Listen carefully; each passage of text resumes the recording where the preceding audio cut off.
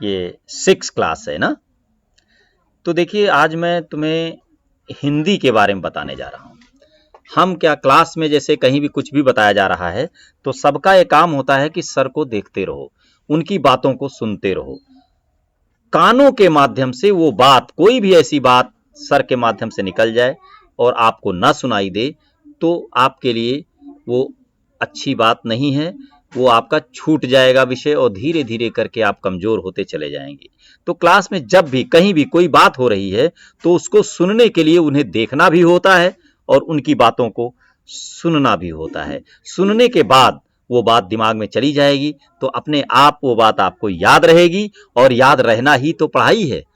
जो पढ़ाया जाता है, जो लिखाया जाता है, जो समझाया जाता है, अगर आपको याद है तो निश्चित रूप से आप सबसे अच्छे बनेंगे, बहुत अच्छे बनेंगे।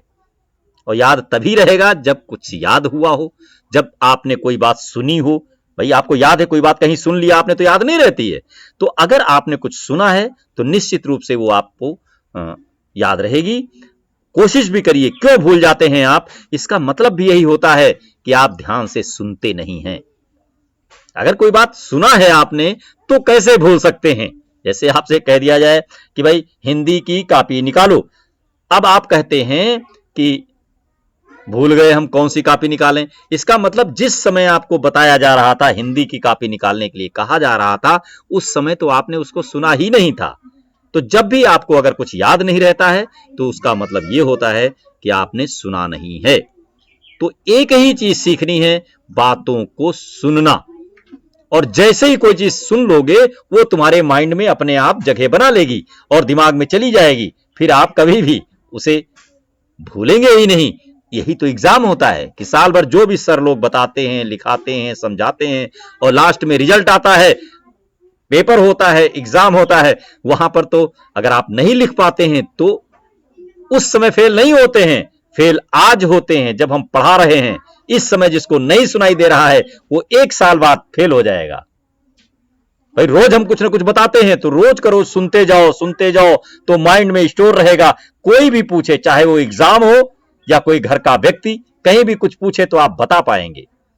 इसी को कहते हैं तेज होना, चीजों को याद रखना। तो याद रखने के लिए सबसे मूल बिंदु क्या है? सुनना।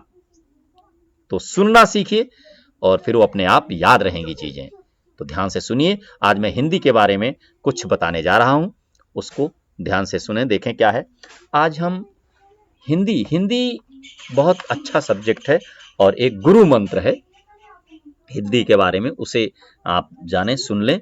देखिए क्या है, भारतीय संविधान के अनुच्छेद 343 के अनुसार, भारतीय जो संविधान है, भारतीय संविधान है, उसमें अनुच्छेद है जिसमें 14 सितंबर सन 1949 को हिंदी को भारत की राजभाषा के रूप में स्वीकार किया गया था। इसलिए इस दिन यानी 14 सितंबर को प्रतिवर्ष हिंदी दिवस मनाया जाता है। विश्व में सबसे अधिक बोली जाने वाली भाषा जानते हैं कौन सी है? हिंदी है। विश्व में सबसे अधिक तो नहीं बोली जाती है, लेकिन तीसरा स्थान है हिंदी का। विश्व में तीसरा स्थान है बोली जाने वाली भाषाओं में। तो अब देखिए, आपने जिसने भी सुन लिया ये बातें, अगर कहीं भी कोई भी पूछे तो आप बता पाएंगे इसमें कौन कौन से प्रश्न बनते हैं।